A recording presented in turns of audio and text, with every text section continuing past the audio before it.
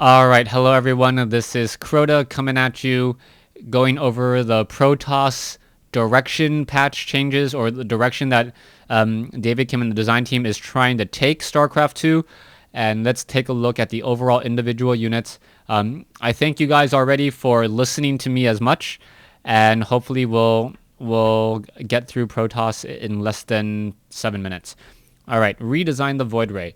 They're thinking about choosing when players activate the charge up ability. I'm not quite sure I quite get this.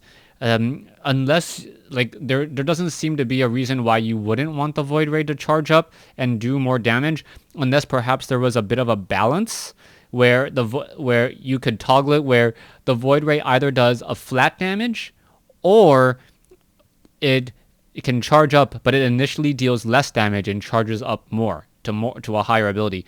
So perhaps you would turn it off when you're fighting Zerglings, but turn it on when you're fighting Ultralists type of thing. And we'll see what David Kim has to say on that, or what we see in the next patch. Now, Oracle, the Pulsar Beam is now overlapping too much with the Void Ray. That's something that we've seen. So they're going to change the Oracle back to another Worker Harasser. But it's not going to be Entombed. We'll figure out what that looks like. I know Blizzard is perhaps going to be coming up with another idea. If the Oracle just has the ability, or if the Oracle just casts that time spell on workers, isn't that a Worker Harasser already? Doesn't that slow down? But there's not much you can really do to stop it.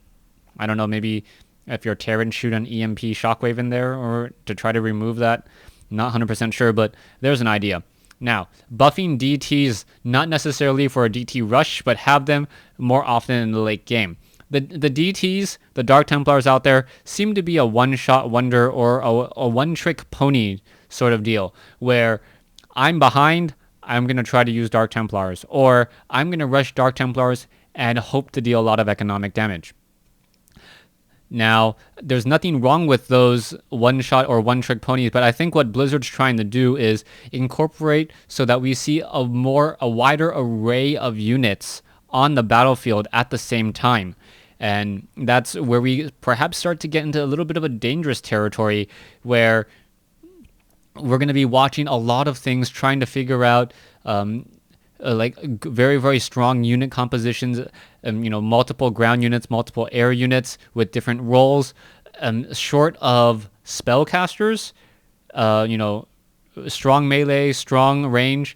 The only things that I can really think of is perhaps units like in Warcraft 3, where there's ensnares, where there's auras, where there's taunts, things of that nature. And that's when things start to get really confusing for casters and players, because so much is going on at the same time. It worked in Warcraft 3 because Warcraft 3 was a much slower game in general, where you had more hit points and things didn't die in 1 second. But in StarCraft 2, you will have to really play a very, very fine balancing act to make sure that any buffs that the DT get don't change their role in the rush, or in the one trick trying to get back into the game thing. Now, nerfing Vortex.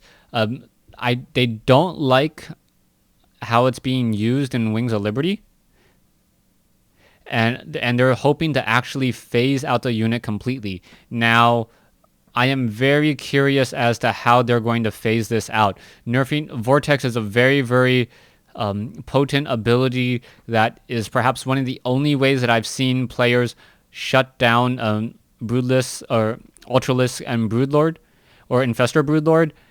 That's going to be a very, very careful combination to remove Vortex, as Archon Toilet is always just so entertaining to see. I'm going to hate to see the spell go, but then again, can they get back? Can they give us stasis? All right, moving into Tempest. Right now, they're trying to make it so that Tempest don't counter all late tech Zerg. So I don't know what to say about that. Tempest, they generally attack very, very slowly. They do need a lot of focus. And one of Zerg's biggest ability is that they can switch from tier 1 to tier 3 back to tier 1. So if your opponent heavily invests in tier 3, or tier 3 Tempest, mass up a whole bunch of roaches, zerglings, and hydralisks. I don't know if that's really a shutdown case. It's kind of like saying, hey, I'm building siege tanks, or I have a whole bunch of siege tanks. I don't like how a whole bunch of siege tanks means that a Zerg player shouldn't build roaches and hydralisks. That doesn't make a lot of sense to me. It's just the fact that tier 3, because they all overlap, or it's all one specific tier, Blizzard thinks it's a concern. I don't know if I necessarily think it is a concern. Tier 3 are generally those stronger, bigger, beefier units anyways, where Tempests with very, very long range are meant to deal with. Making Void Ray, Phoenix, and Oracle combo a viable strat overall, that just makes me scratch my head a little bit. I would love to see that in action. Protoss Air, that doesn't even include the carrier, the mothership core, the mothership, or the Tempest. So making Protoss Air viable, as opposed to I'm going to have 16 to 18 gateways and rewarp in everything after you kill my entire army, I would love to see that. Thanks for watching. Thanks for listening. Hope you guys enjoyed it. Leave your thoughts and let me know what you think.